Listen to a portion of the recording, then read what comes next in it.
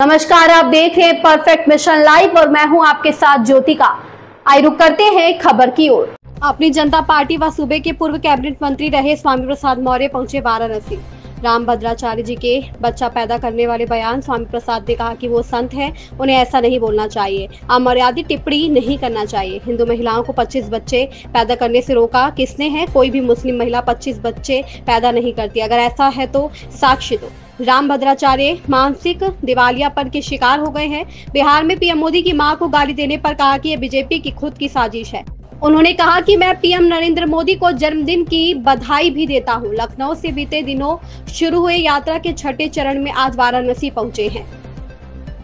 सरकार की नीयत पर हमें भरोसा नहीं है कि जो सरकार हर 400 मीटर 500 मीटर पर शराब की दुकान तो खुला रही है, लेकिन 1 किलोमीटर के फासले पर स्कूल को बंद करने की लगातार नापाक कोशिश कर रही है, अत्यंत घोर निंदनीय। इसके साथ ही साथ आज पूरा प्रदेश देश जंगल राज बन गया। गुंडे माफिया अपराधी बेखौफ कानून की धज्जियां उड़ा रहे हैं। आज रोजाना उत्तर प्रदेश के रोजाना 4-5 दिनों में कहीं SC ST OBC के नौजवान की हत्या। मंत्री की जवाबदेही उत्तर प्रदेश की जनता और देश की जनता के प्रति नहीं, उनकी जवाबदेही अदानी और अंबानी तथा कुछ थैलीशाहों के प्रति है। यही कारण है कि आज देश की सारी संपदा, सारी संपत्ति, सारे सरकारी विभाग एक एक करके ऐसे जाने माने उद्योगपतियों के हवाले किए जा रहे हैं। सरकारी विभागों, संस्थानों, प्रतिष्ठानों का निजीकरण बंद किया जाए, हमारी मांग है, क्योंकि इससे आने वाले भविष्य में देश के नौजवानों के साथ धोखा हो रहा है और जहां उनको सरकारी नौकरियां मिलनी चाहिए उनको निजी हाथों में दिया जा रहा है। आज असम में 60,000 एकड़ जमीन अदानी को दिया गया, जिसका विरोध चल रहा है, पूरा असम चल रहा है। मणिपुर पिछले 4 साल से चल रहा है, आज तक सरकार उस पर प्रभावी कार्रवाई नहीं कर पाई, जबकि वहां भी सरकार भाजपा की और केंद्र में भी सरकार भाजपा की। संदेश देना चाहते हैं।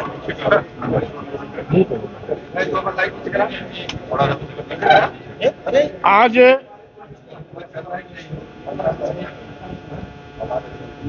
देश जल रहा है, प्रदेश जल रहा है।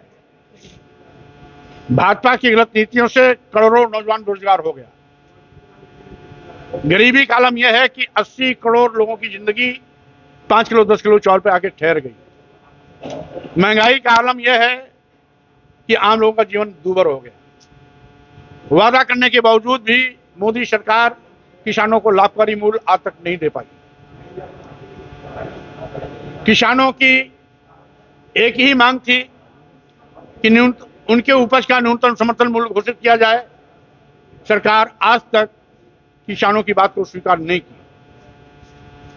छुट्टा जानवर किसानों की हरी भरी फसल चर की चौपट कर रहे हैं, सरकार उस पर रोक लगाने में प्रभावहीन रही है।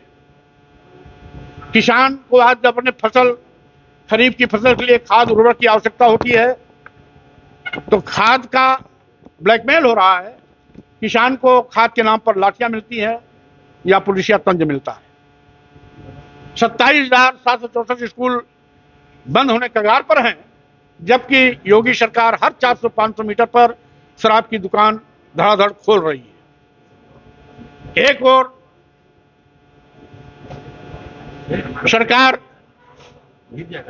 की दुकान खोल रही है, दूसरी ओर उत्तर प्रदेश की कानून व्यवस्था ध्वस्त हो चुकी है। प्रदेश जंगल राज बन गया है।